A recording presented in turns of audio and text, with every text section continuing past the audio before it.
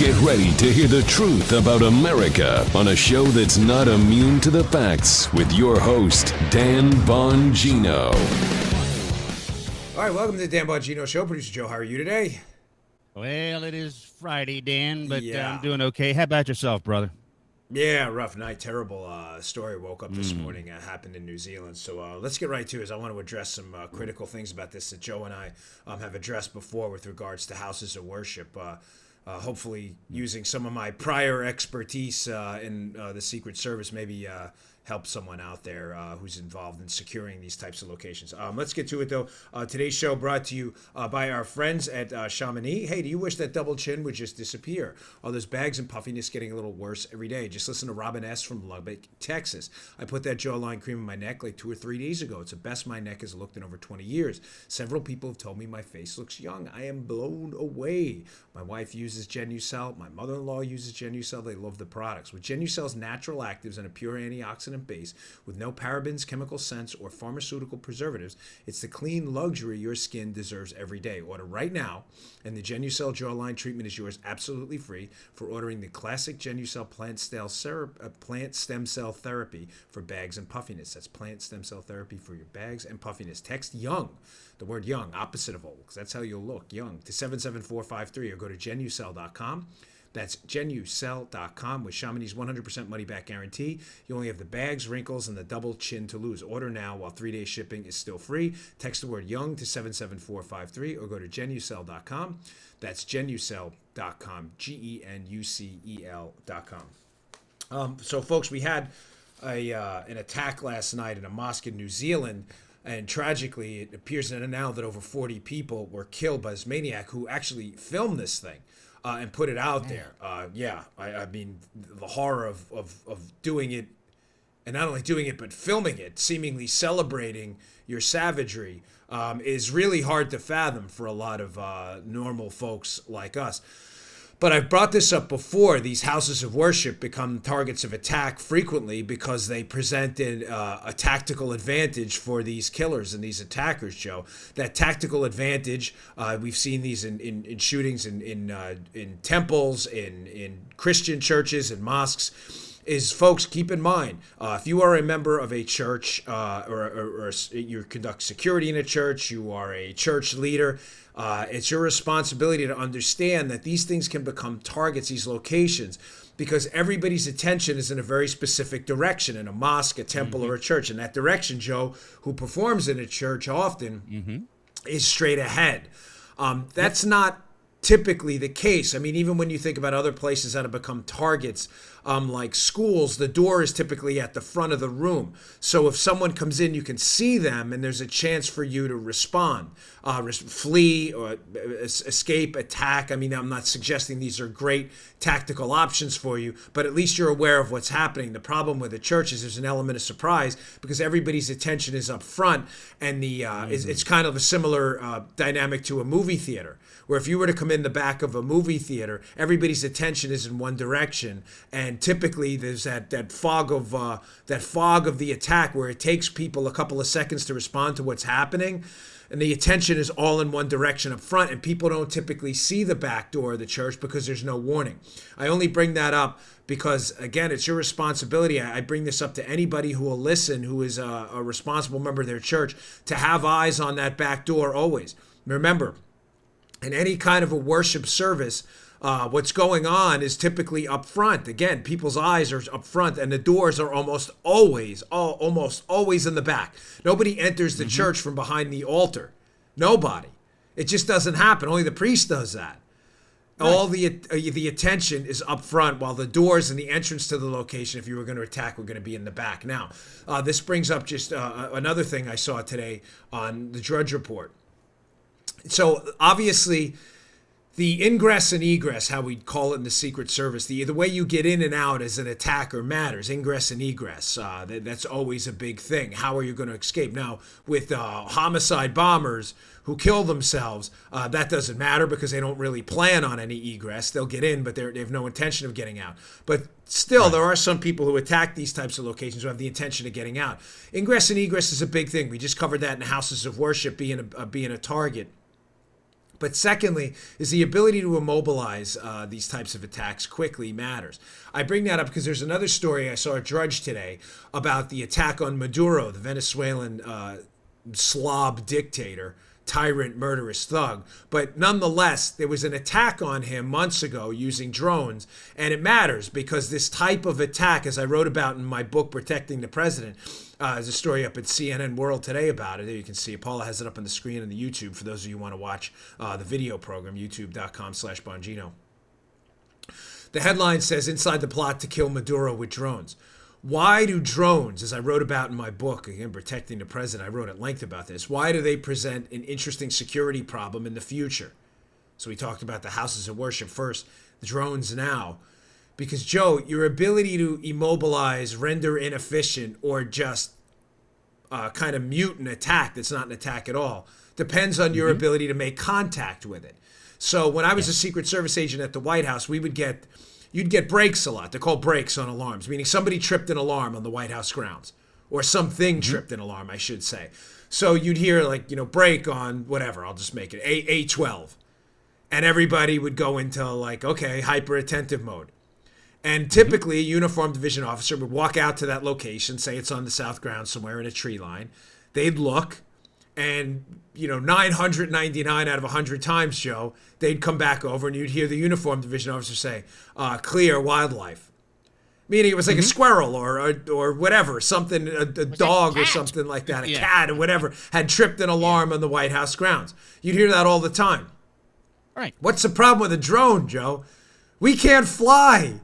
So there's no way, easy way at least, to mute, render safe, or make contact with a drone because human beings obviously can't fly. It presents a new and very difficult security challenge for security folks out there. And the only way to defeat this challenge now is for technology itself to make contact with that machine. In other words, another drone to take it down, a electronic device that can jam the signal between the operator, if there even is an operator, or maybe lasers that can be focused laser attacks on that drone, which could fry its mechanics or microwaves or things like that and take it out of the sky.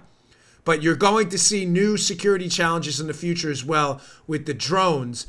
So again, I'm only bringing this up in the beginning of the show. I've put out the lead first to give you some example of how my prior line of work and some of the things I was taught, nothing I made up myself, may be able to help you all in the future. It's going to be interesting security challenges.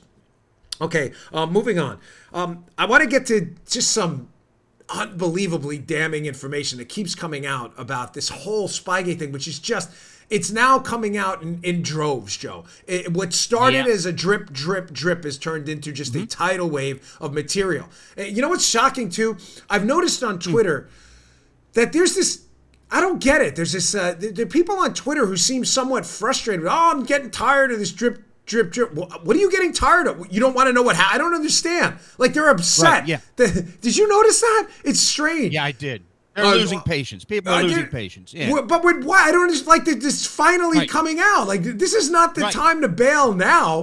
I get it. Exactly. Like, you can complain about the glacial pace in the past, but, I'm done with this. I'm like, you what? I'm not talking about my show. I mean, people who still listen. But it's like they were expecting this all to come out at the same time, as if this deep state bureaucratic morass that was interested in hiding it didn't exist. So I want to get to that. Before I get to that, just quickly, if we could play this video of Nancy Pelosi.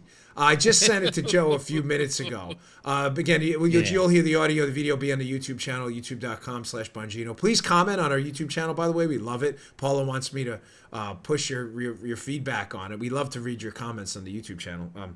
But I just want to quickly get to this so I don't forget it. This is Nancy Pelosi, the Democrats' far-left lurch towards radicalism, expressing her support for dropping the voting age to 16. Play that cut. I myself, personally, I'm not speaking for my caucus, I myself have always been for lowering the voting age to 16. I think it's really important to capture kids when they're in high school, when they're interested in all of this, when they're learning about government, to be able to vote. That is not necessary. In other words, some of the priorities in this bill are about transparency and openness and accessibility and the rest. That's a subject of debate But my view is that I would welcome that. But I've been in that position. Oh. Okay. Listen, I am not here, Joe. I mean this sincerely, folks. I'm not messing around. I am not here to attack 16-year-olds. My daughter's 15. She's very bright. She had a lot of students in her class. I'm not going to name on the show, but my wife knows who they are, who were super bright. Some of them were smarter than some adults I know. But can we say as a general fair criticism of this nonsense that in general, at 16, your life experience, just chronologically due to your time on the earth, 16 years, is probably not enough to have a deep enough understanding of the issues to understand the ramifications of what you're voting for? Joe, is that a fair criticism? I would agree with you there, Dan. Now, and one of the ways that you can hammer that home to your friends who support this ridiculous, outrageous proposal, this is insane. I mean, what did I tell you about state-run revolutions? They leapfrog each other with dumber and dumber proposals to show how pure they are, right? Let's lower the voting age to 10. Oh, man, Joe. You know what we need right now? We need 6-minute abs from the Something About Mary. 6-minute abs. What was this? Remember they said something about Mary, the guy that the serial killer gets in the car and he's talking to Ben Stiller. He's like, I got an idea. 6-minute abs.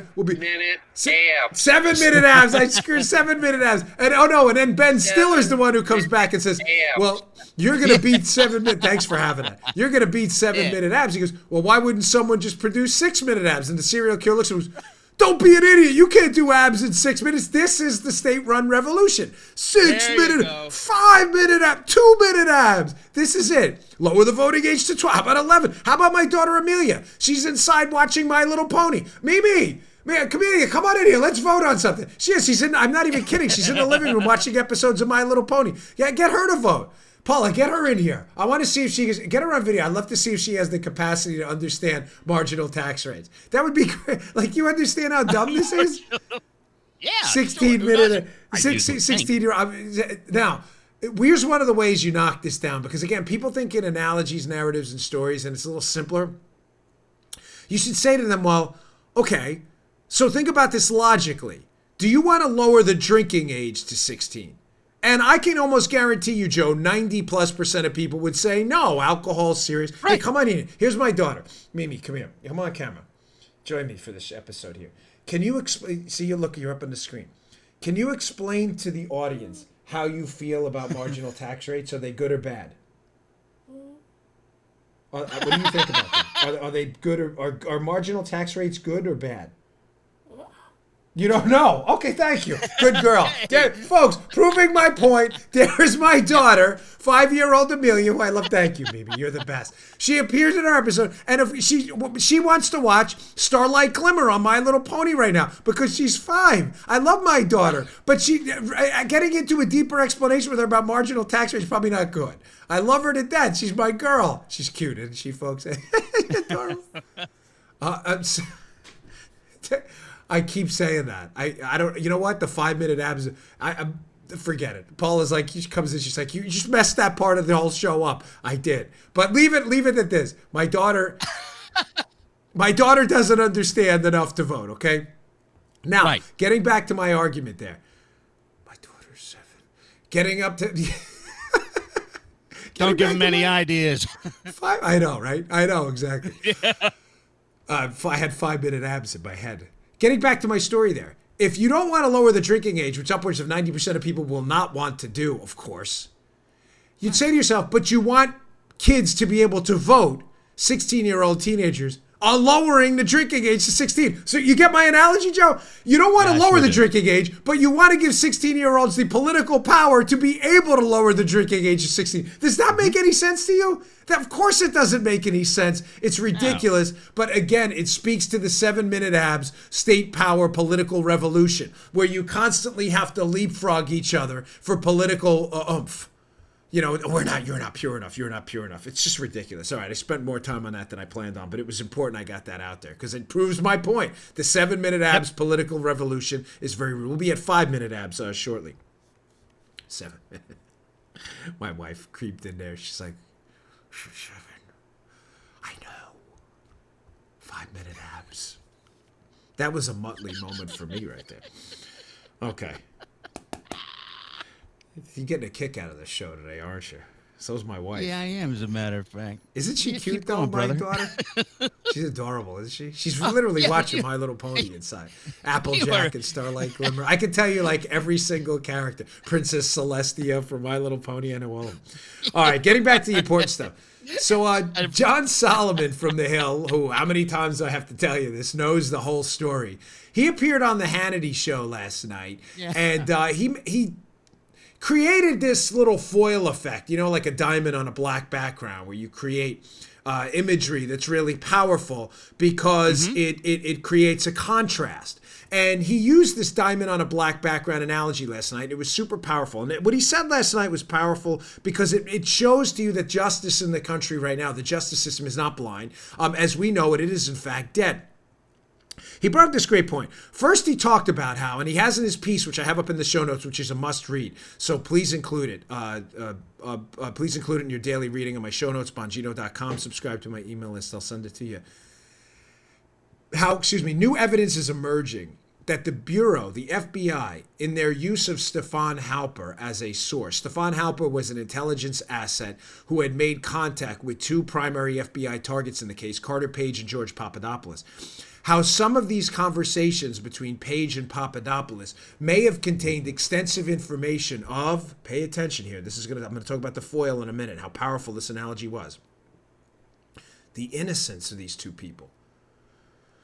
Folks, think about this. Here's a quote from the piece. This is from John Solomon's piece. This is a powerful quote.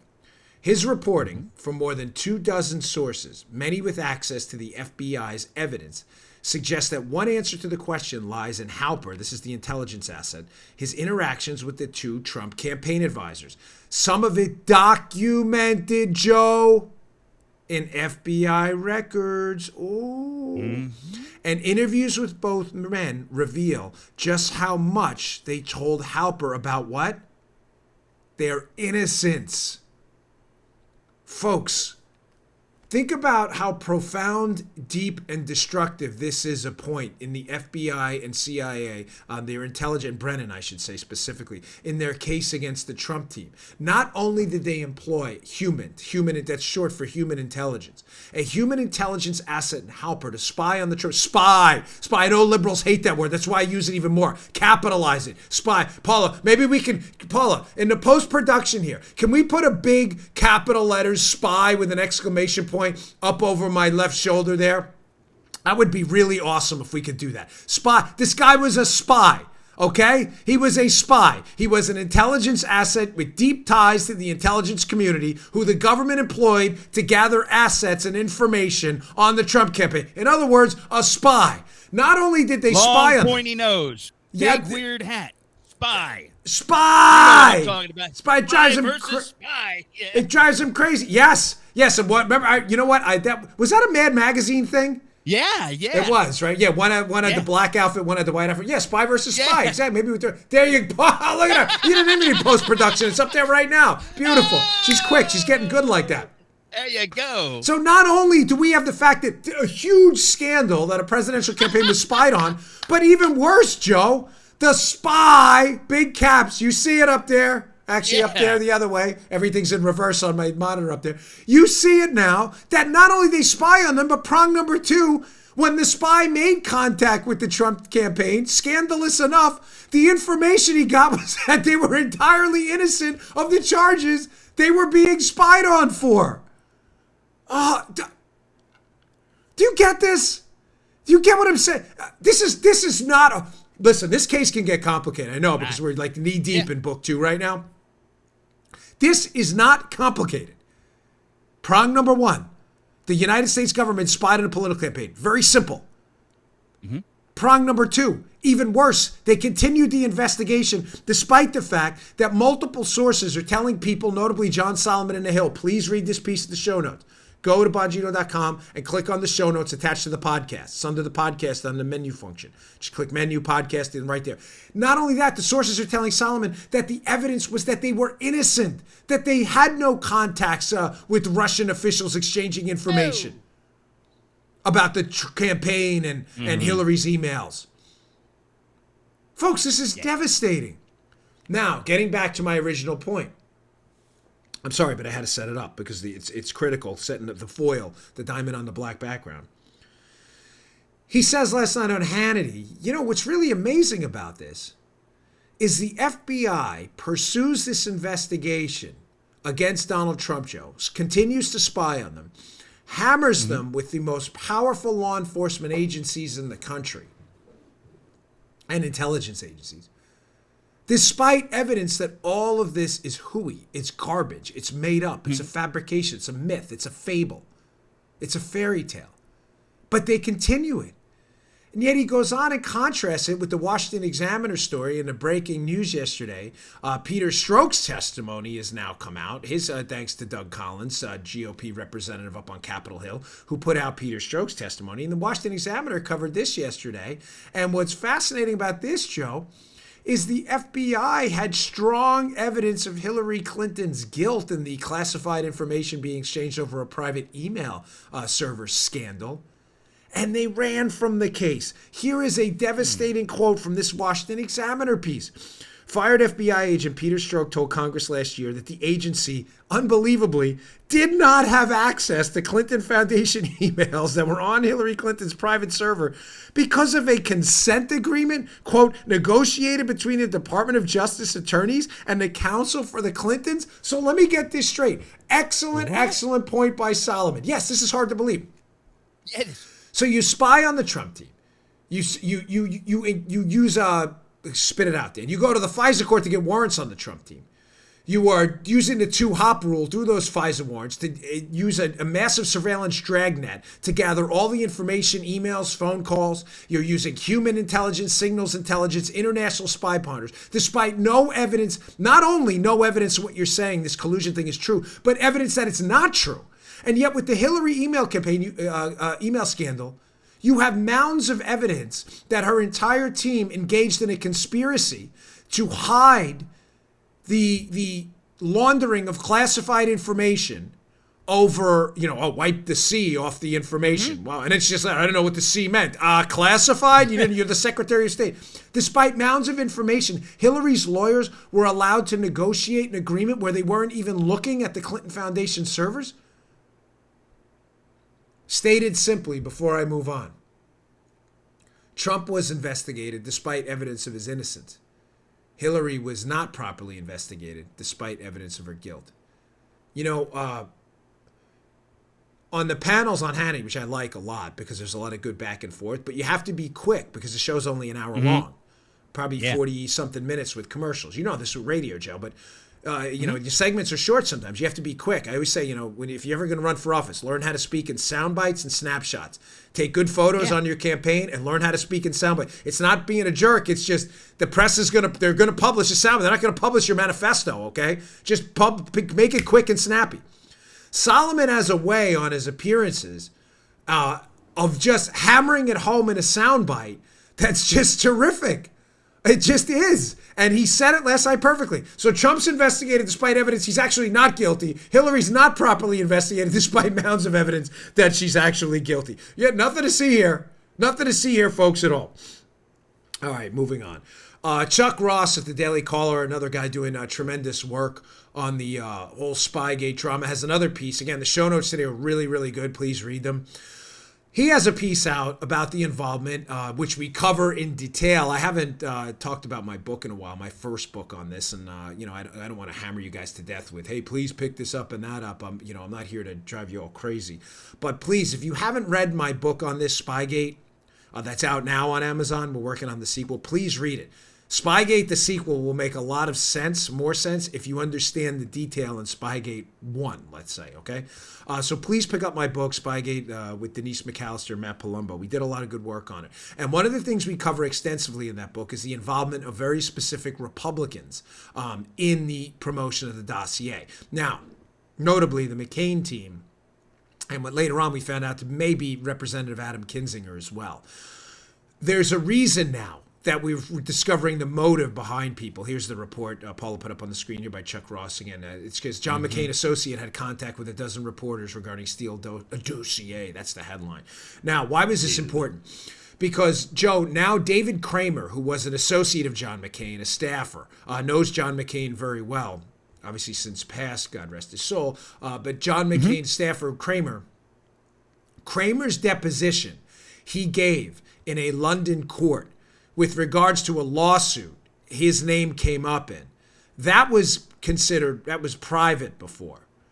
Though his deposition and his words are now public. So there's been some extensive analysis done on that by Jeff Carlson at The Market's Work. I saw Brian Cates, who runs a Twitter account, had some pretty good analysis. And again, me and Brian tend to disagree a little bit on Rosenstein stuff, but that's fine. I'm not, I'm not, a podcast tyrant. Who, you got to shut down anybody who did. I'm glad there are different analyses out there of what's going on. I mean it. I'm glad there are differing opinions. Sooner or later, one of us will be right, one of us will be wrong. There's absolutely nothing wrong with taking a different approach. But now that Kramer's deposition is out there are a lot of just nuggets in there that are just precious. So now we find out that it's highly likely that Christopher Steele, Glenn Simpson, and the Fusion GPS crew were pushing this information not only through the State Department. Remember what I talk about the flood the zone strategy? Yeah. Flood the zone is a football analogy where you just send a bunch of receivers downfield.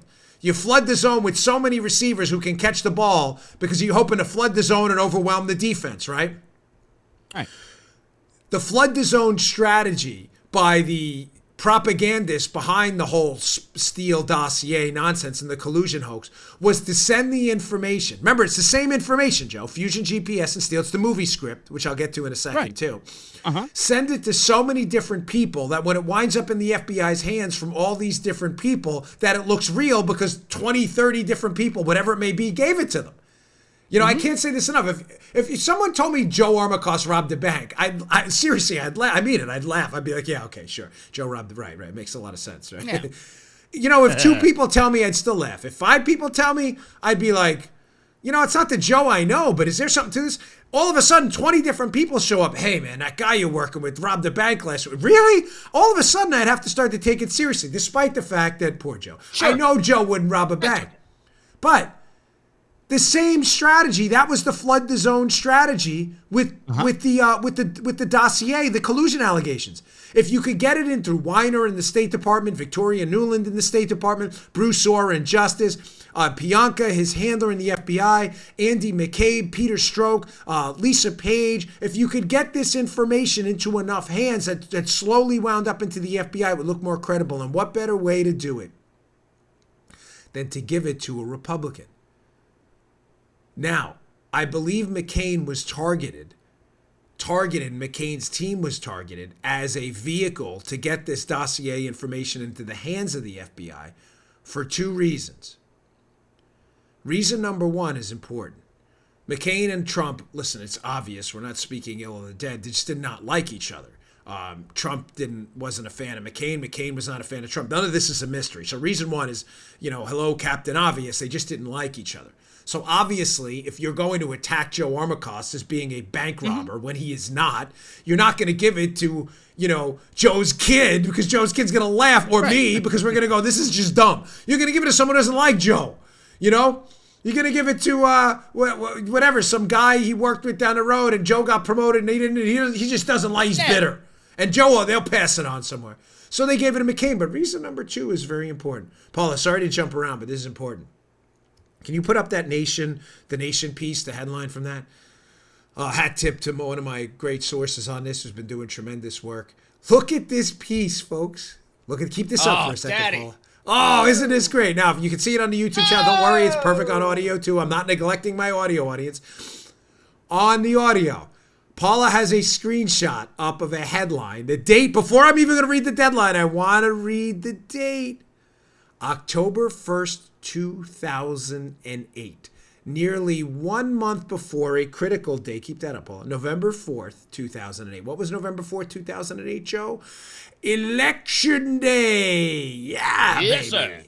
John McCain, Barack Obama. Election Day. Now, nearly a month before, here's the headline from The Nation. McCain's Kremlin ties. McCain's Kremlin ties? What do you mean? Not Trump's Kremlin ties? No, McCain's Kremlin ties. He may talk tough about Russia, but John McCain's political advisors have advanced Putin's imperial ambitions.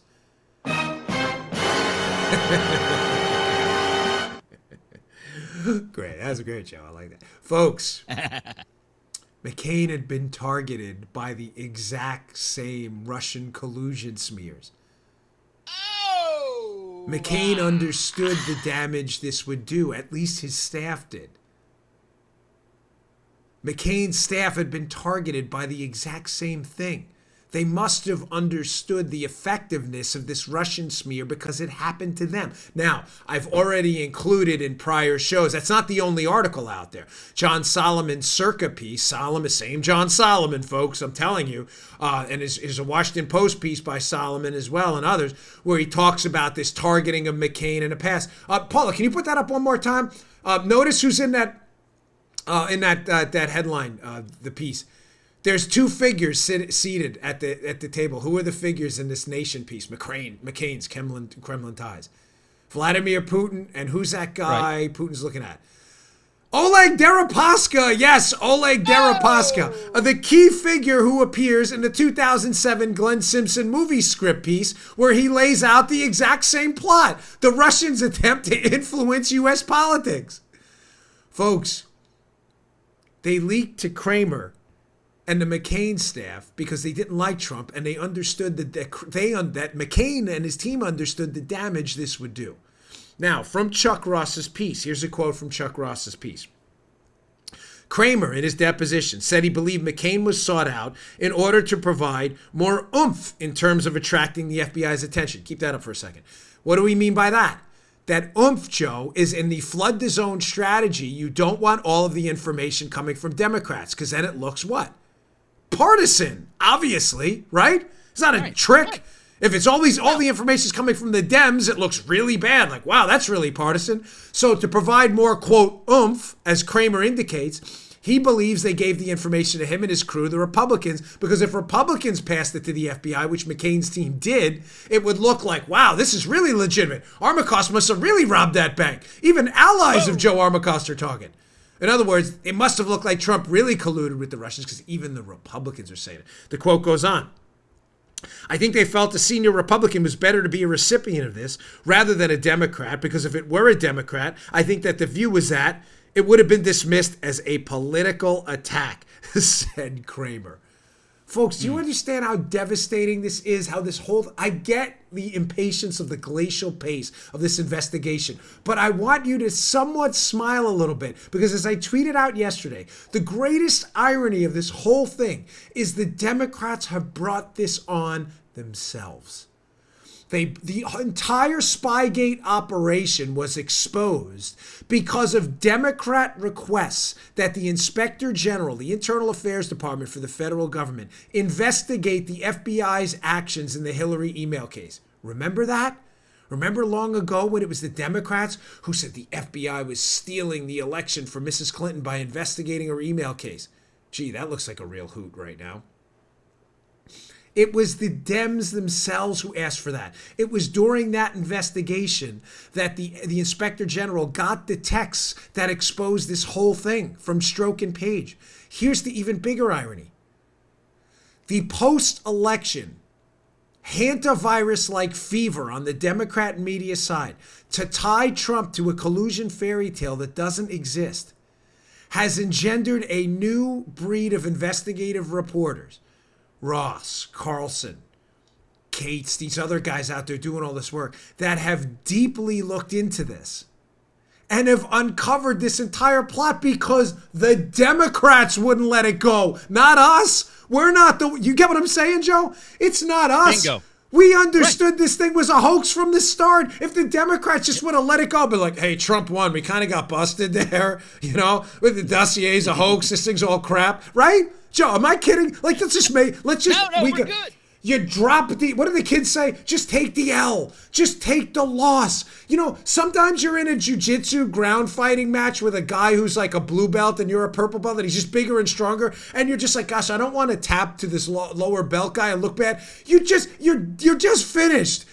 I'm sorry. It's happened to me a few times. You have a bad day where you get some monster in there who's like a freakish athlete and he's like choking the wind out of you and you're like, I can't tap. I can't. And you're like, okay, I'm going to die if I don't tap. Here you go. Tap out. You got this one, brother. Live to fight another day. The Dems just wouldn't tap out. No, collusion is real. And their media butt kissers surgically attaching their lips to their cabooses. Oh, yes. Keep it. CNN endlessly, Brian Stelter and this guy endlessly promoting a collusion hoax that didn't exist. And the irony of it is your promotion of this hoax has exposed who?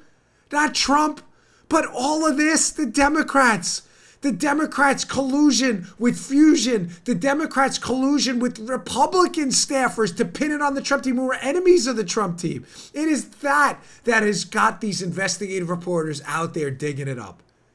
Thank you, Democrats. Hold on, quick, with my bad elbows surgically repaired. Look at that, right arm doing a little better today. No blood. Hey, look at that. Hey, my surgically repaired now right and left arm. Thank you, Democrats, for exposing all of this nonsense.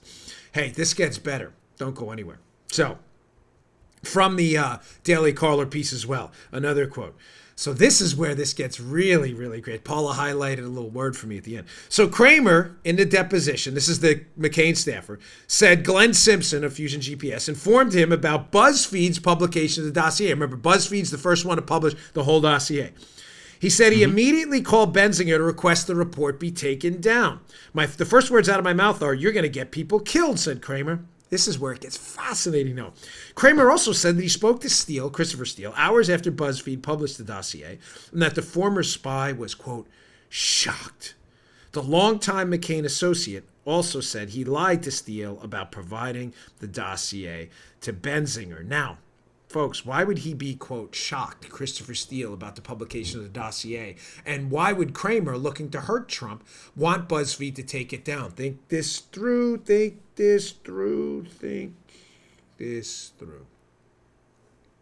If the dossier is a series of lurid, disgusting, notably false allegations against Trump, but they're using it to prosecute him through the media and to spy on him through Halper, the agency, and open up a case in the FBI, an investigation, then, Joe, why would they not want the whole thing out there? I mean, wouldn't it publicly humiliate and embarrass Trump and BuzzFeed? I mean, think about it, right? If I'm looking to prosecute and embarrass Joe about the bank robbery allegations, why would I not want the media to run with it, right?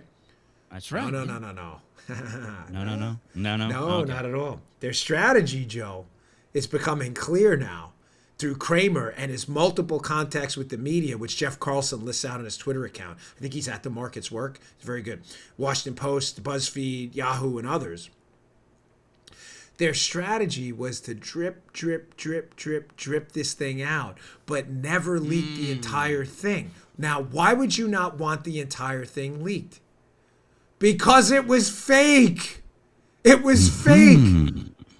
Notably, a lot of media figures were upset that the entire dossier was. Let me give you an analogy. Maybe this will make sense because I'm going to explain this all day. But again, stories always work better.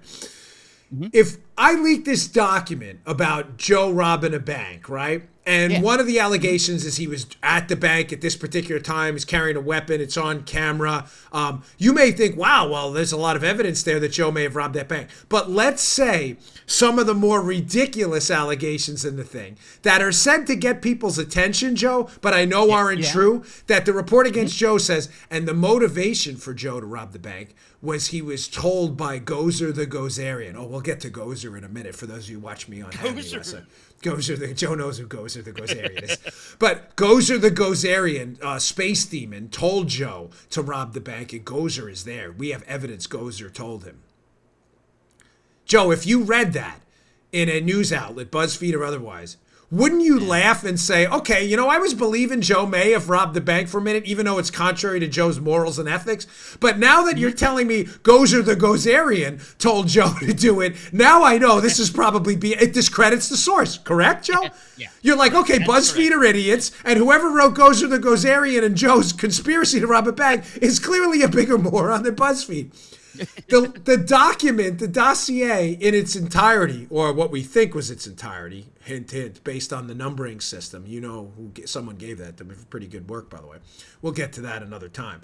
But what we believe was the entirety of the dossier was so nonsensical that Kramer, the McCain staffer, Christopher Steele, the guy whose name is on the dossier, but I don't believe wrote the whole thing, They were actually upset, Joe, because they wanted to drip some of the more what they thought to be credible allegations out there. Let the media run with the stories. Let the FBI take the whole dossier and them conduct a criminal investigation. But don't discredit and embarrass the entire document.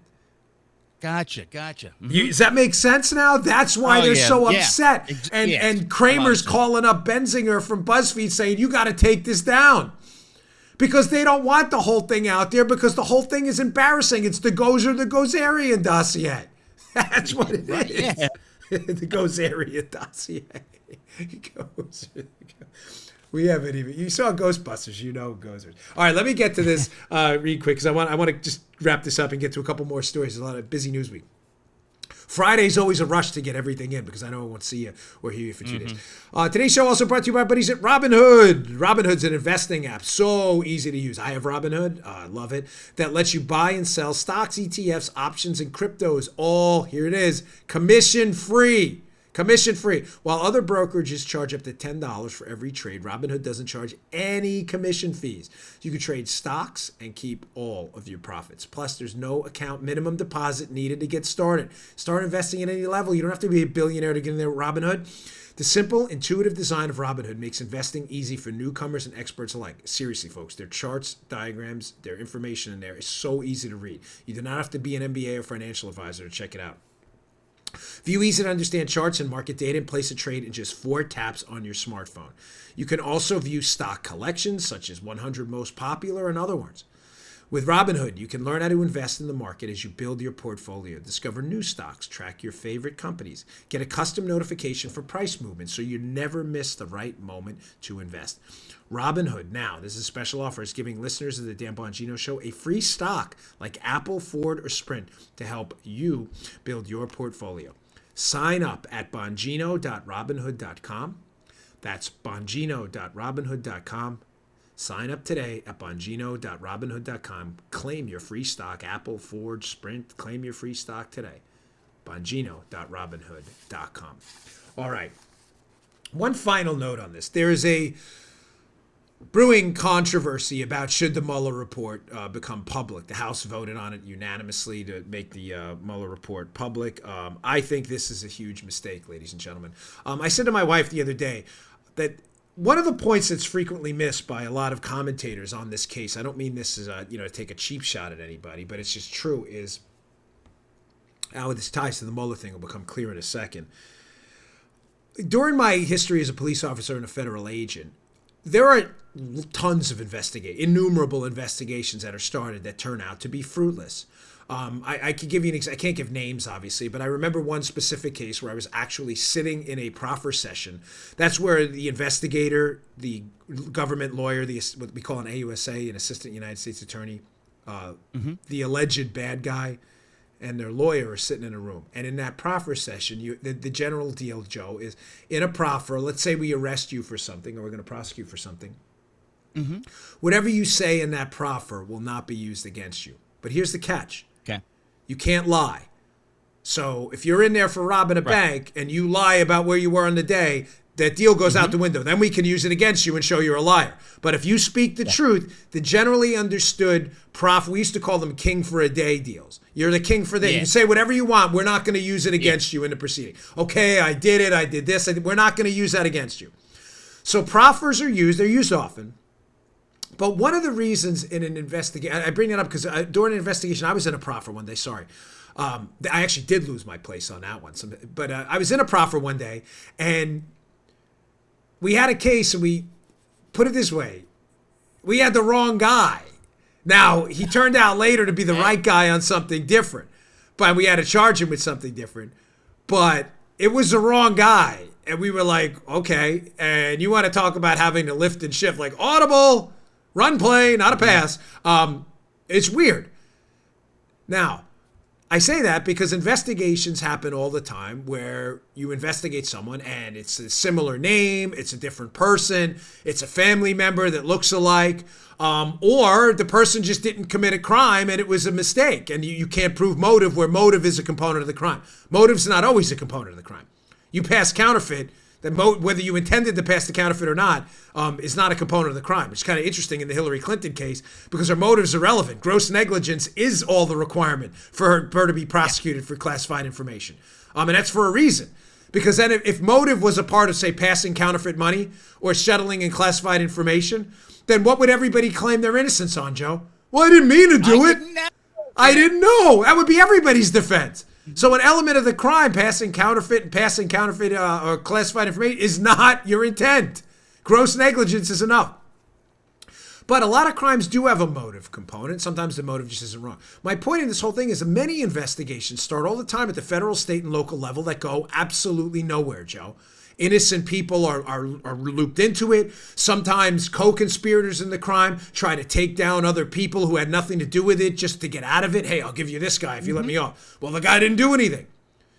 Folks, because of that, there's a generally understood policy in the Department of Justice and elsewhere that you don't release information regarding an investigation publicly until the case goes to trial and potentially at the end after a press release if someone's convicted. Why? Because if someone's innocent, you don't want to drag their name through the mud. Is any of that hard to understand, Joe? Like, I always mess with Joe. Like, you were not a federal agent, right, Joe? He's experienced as sound engineer and producer. But does that make sense to you? Like, obviously, you don't drag people's names through the mud in an investigative piece of paperwork if you can't prove they were guilty of anything. Of course not. Oh, thank you. So this thing about the Mueller, folks, I am not interested in hiding anything. I want a declassification of stuff at this point to find out why the FBI committed malfeasance. But releasing a Mueller investigative report to double down on people that may have been entirely innocent of any crime is absurd. I'm sorry, it's ridiculous. They may have come up empty. Well, but let me get back to my original point here, too. One of the problems I have with some of the commentariat on this is investigations. This is where I was going with this before the Mueller report. So two things. Investigations turn up empty often. So you don't release a report about people who could potentially be innocent and drag their names through the mud. You just don't do it. I'm sorry. That's not how we work in a constitutional republic where innocence is presumed. But secondly, these investigations frequently turn up empty-handed. One of the problems I have with the FBI case is that they started the investigation based on faulty information. But that isn't even the biggest problem, Joe. The FBI would have had an excuse. Not a good one. Let me be clear, okay? Because I know I'll get 1,000 emails. All right. Not a good excuse. But at least some form of a defensible excuse, Joe. If they would have said after opening Crossfire Hurricane, say after a month of investigating, hey, fellas, this information is crap, okay? We thought we were getting it from Steele. We had worked from him before. Some of this information is clearly not from Steele. We have this Glenn Simpson guy who's a paid political operative meeting with Bruce Orr at DOJ. This whole thing is corrupted. Steele's telling people he hates Trump. Simpson obviously doesn't like Trump. Or his wife is working for Fusion. This is tainted information. This investigation needs to be shut down. Again, not a good excuse, but it would have been legitimate. And then say the FBI, right after opening Crossfire Hurricane, shuts it down and says, this is bad. We got roped into this. Let's just come clean. Okay. The problem I have with the case is that's not what happened. The Bureau started a bad investigation on faulty information, and an affiant swore to it 4 times. A FISA, a renewal, another renewal, and another renewal. Somebody walked in front of a judge, put up his right hand, and I'm pretty confident I know who it is, and said, this information we got is true and is verified, and we verified it according to the Woods procedure.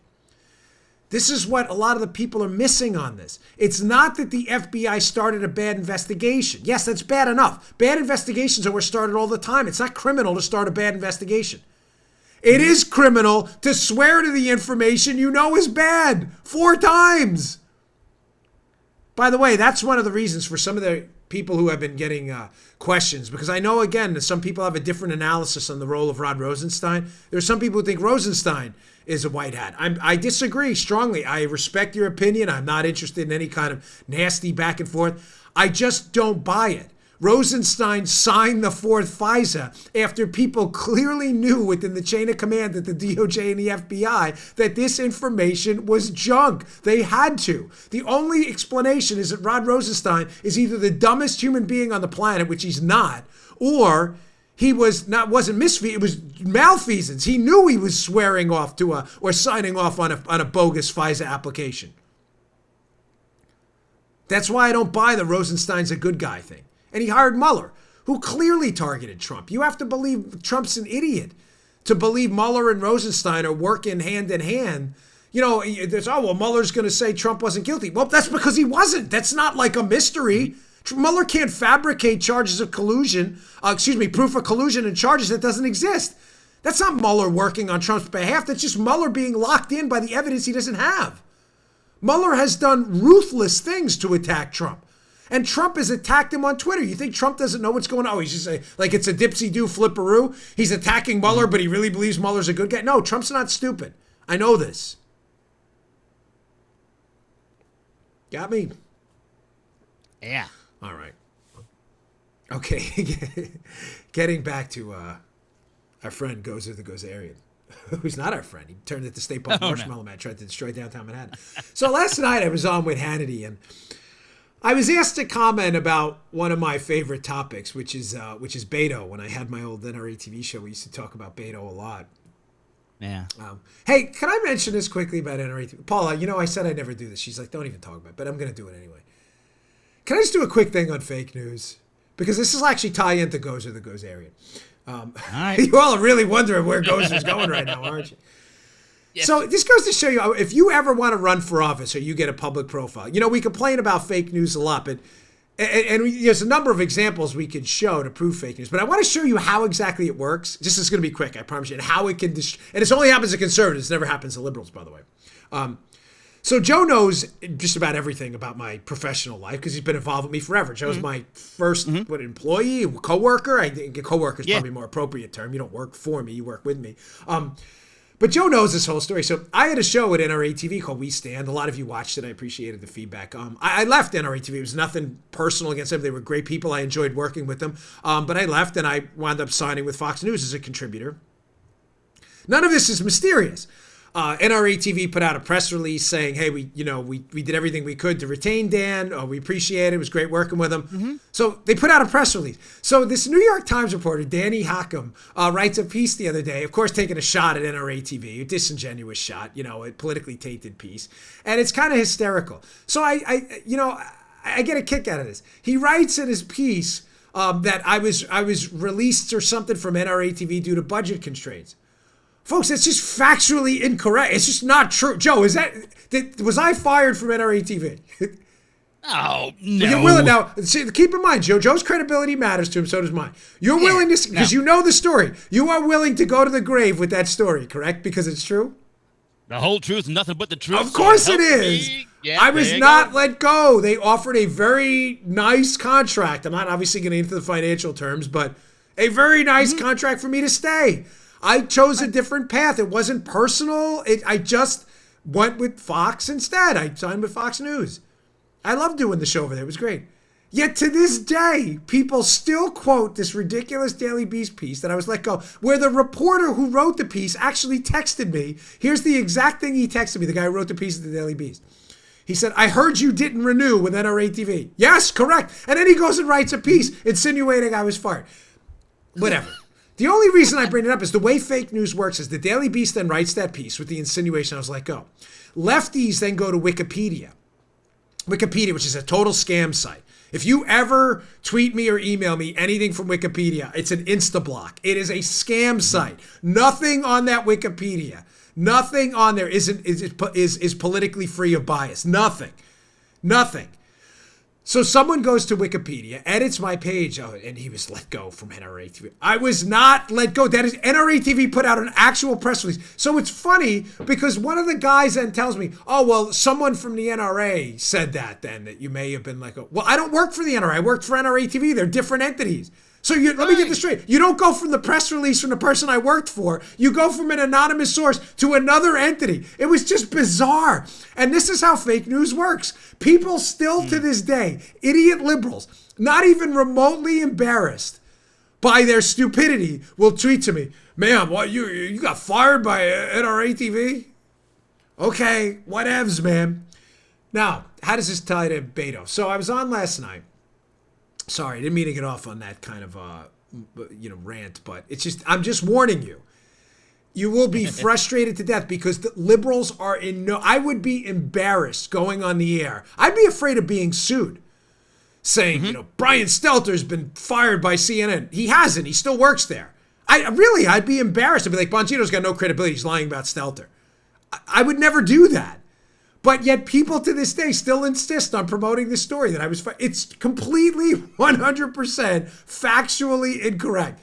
And yet they still do it. So I was asked to come on Hannity last night to talk about Beto, and I love talking about Beto because Beto is Gozer the Gozerian in the media. Now, Paul, if you could put up a picture, you remember this character? There's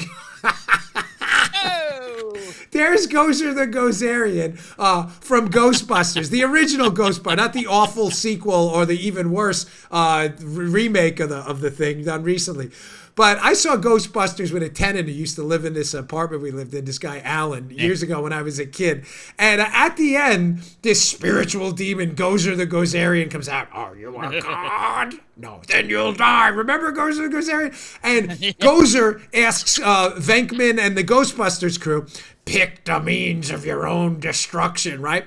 So in other words, whatever they think of, then that's what Gozer's going to become, Gozer the Gozerian, right? Beto's Gozer the Gozerian. The media, what does Gozer become? The Stay Puft Marshmallow Man, which proceeds to try to destroy downtown Manhattan. Remember, and nobody thought of anything, right? And all of a sudden you hear, dog. Like, who thought of something? And you see, who is it? Ray, was it? I forget. Was it Ray? It was the Dan Aykroyd character, right? So the Dan Aykroyd character, right? He's like, "I can't help it. I thought of the Stay Puft Marshmallow Man." And then you see Stay Puft Marshmallow Man. That's Gozer the Gozerian. So Beto's Gozer and Stay Puft. The point is, the way the media treats me and conservatives, Hannity, Levin, everyone, when they lie about us endlessly, openly, easily refutable lies, is never the way they will treat Beto. They leave Beto like the tabula rasa, the blank slate. Why? Because they want you, like the Dan Aykroyd character, to project onto Beto what you think he is. Folks, it's a serious point. Again, I'm using a little comedy and sarcasm because it's Friday and the show opened on obviously a very serious, somber note because of the tragedy out there. But I don't want to leave you on a Friday in a really bad mood. This is what they do. They leave Beto a blank slate. They never nail him down on specifics on almost anything. So they let you project onto Beto what you think Beto really is. But when it comes to Donald Trump, me, anyone else out there would even, I have nothing, not even a scintilla of a profile compared to Trump. But with Donald Trump, Joe, everything he does is defined for you. Yeah. Let me give you a quick example. Okay. Donald Trump on Cinco de Mayo's eating a taco ball. Oh, what a racist, right? Remember that story, Joe? He's got to be, he's eating a taco. I eat taco balls on Cinco de Mayo. My wife is Hispanic. Does that make me a racist? Are you kidding? Like, how stupid? I had a margarita on Cinco de Mayo. You're a racist, cultural appropriator. Meanwhile, Beto, who has a Hispanic nickname, fine, I don't care. His nickname is Beto. It doesn't bother me at all. Huh? That's like cool and edgy. Beto's white. He's not Hispanic. Folks, I don't care. I'm not an identity politics guy. I know a lot. I had a white friend, my friend Carl Gandolfo, a good friend of mine. I used to call him Carlos.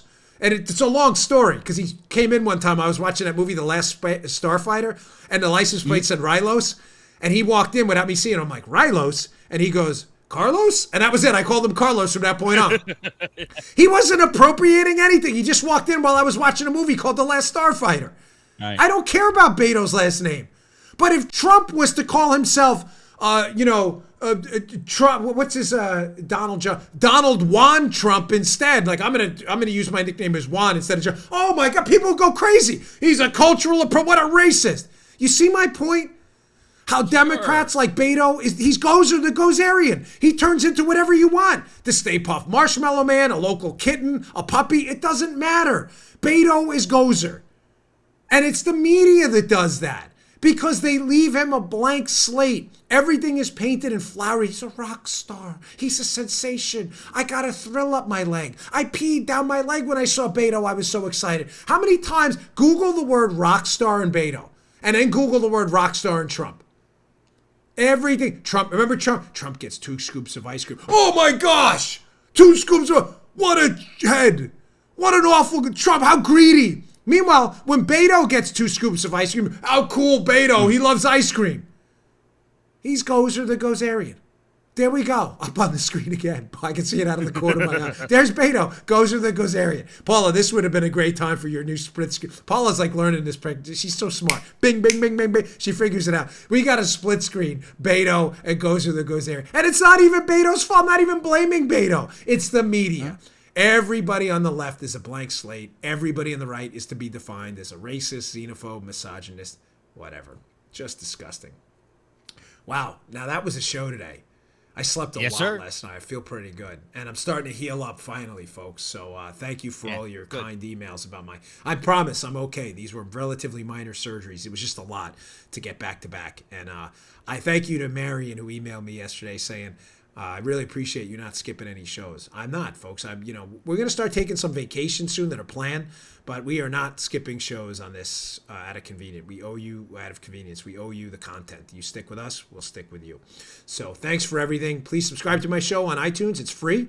You can also subscribe if you're an Android user on iHeartRadio. And Paula has asked me to please go to our YouTube channel, youtube.com/Bongino. And please subscribe. I'm humble. I know, listen, I get it. And if YouTube starts messing with us, we'll just put the video up on Bongino.com. But we'd really appreciate it if you would subscribe there and comment on the show. We read your comments and it helps us a lot with the feedback. So thanks a lot. We appreciate it. See you all on Monday. Good day, sir. You just heard The Dan Bongino Show. You can also get Dan's podcasts on iTunes or SoundCloud. And follow Dan on Twitter 24/7 @DBongino.